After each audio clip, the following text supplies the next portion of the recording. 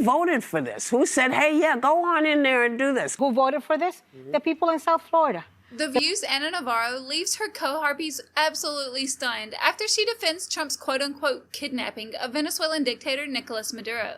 Let's get into it.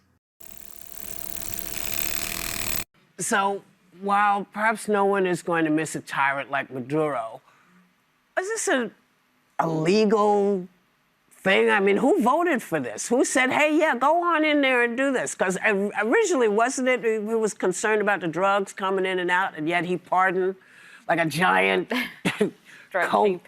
kingpin. And so what is this all about? I don't think this is regime change, because the regime is still there. He got rid of the head. He got rid of the titular head, which is Maduro, and it's the biggest trophy there is.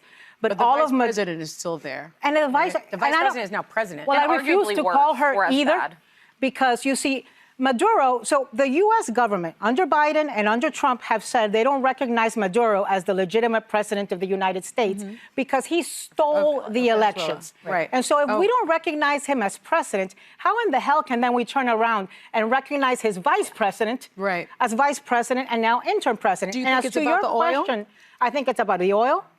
Your question, who voted for this? The people in South Florida.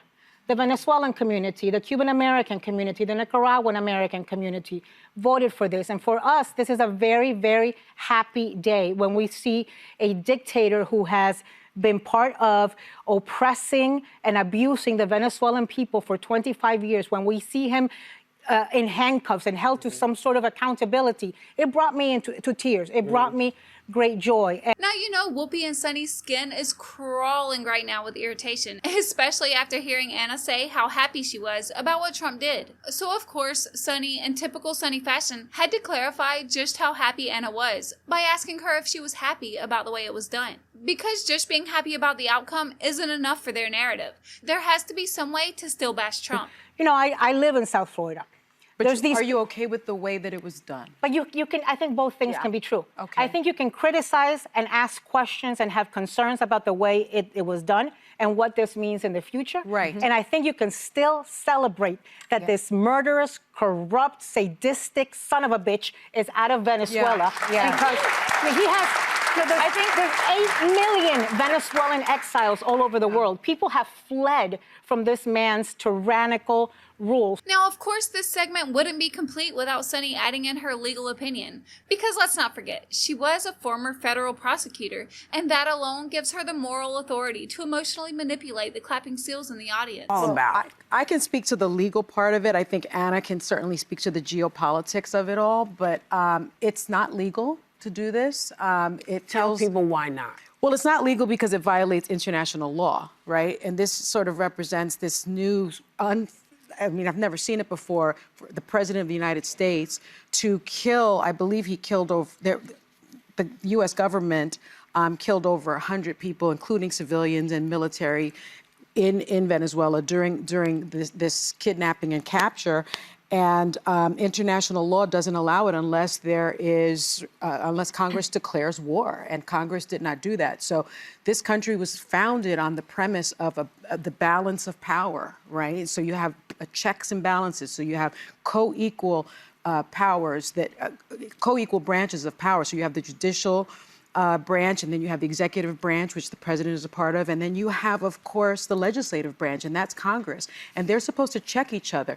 This president is doing whatever the heck he wants without any checks or balances. And I have never in my lifetime seen this type of regime change, which is what we just saw, work out well for the United States. It just doesn't work. And in my view, this is completely 100% illegal.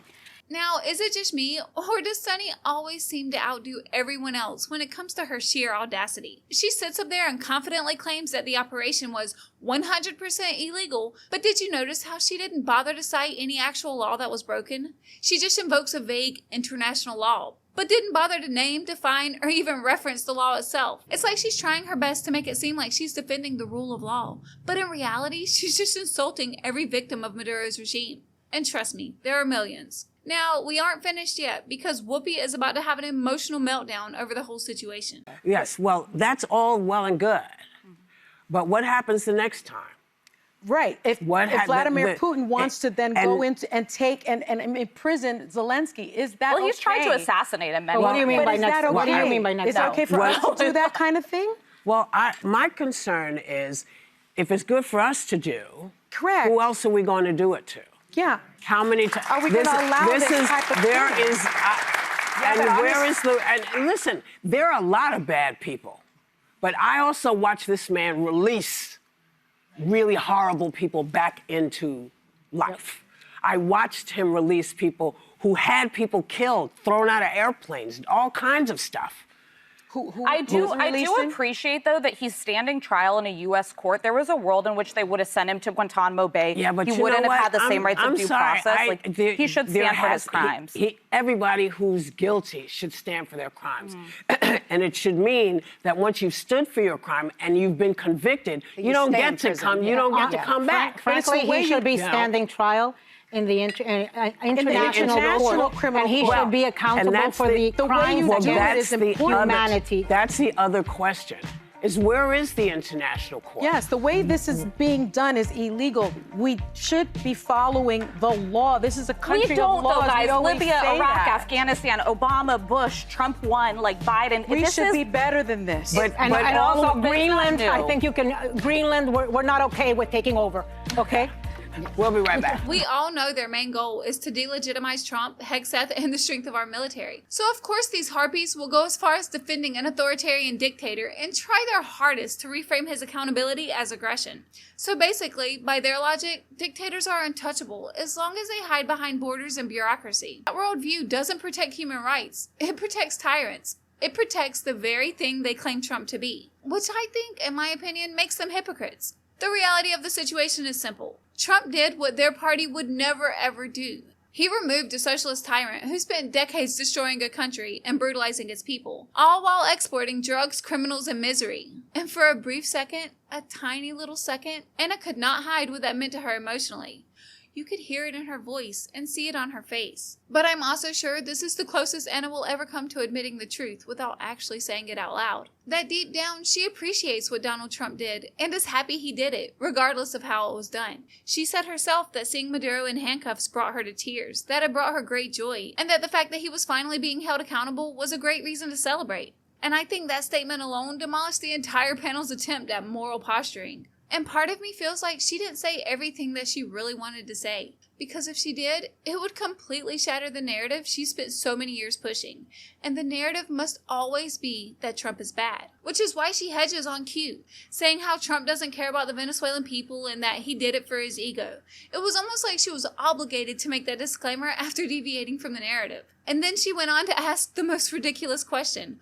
She wants to know why Venezuela hasn't magically transformed only 2 days after Maduro's capture, and why there were still political prisoners. She demands to know why everything hasn't changed overnight. But she knows the answer to that question. She knows that the damage inflicted over decades doesn't just reverse instantly. She knows exactly why. Yet she still sits up there and asks the question anyway, because she has to distance herself from admitting that Trump did something good. You know, I think this segment is a perfect example of just how unprepared the modern left is to confront reality when it creates a conflict with their ideology. And it also goes to show how even their own voices, people like Anna Navarro, who know exactly what's going on, are too tied to their politics to ever admit it out loud. But for a split second, the mask slipped. One of the things that makes this so infuriating is the selective honesty.